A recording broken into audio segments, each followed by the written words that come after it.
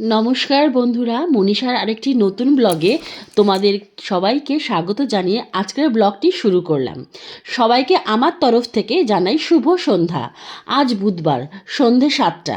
এখন ঠান্ডা ঠান্ডা পড়ে গেছে কলকাতায় মোটামুটি, তাই 5:30 বাজতে না বাজতেই সন্ধ্যা হয়ে যাচ্ছে।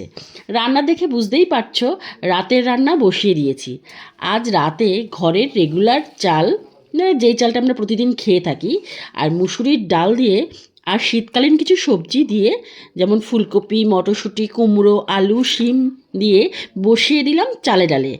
আর তার সাথে সকালের ফুলকপি আলুর রসা করেছিলাম, সেটা আরেকটু শুকিয়ে নিচ্ছি।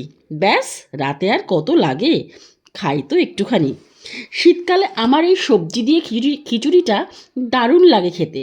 আরেকদিন খিচুড়ির সহজ রেসিপি দেব তোমাদেরকে, তোমরাও অবশ্যই জানাবে কিন্তু আমাকে। তাহলে আজকের ব্লগটা এখানেই শেষ। সবাই ভালো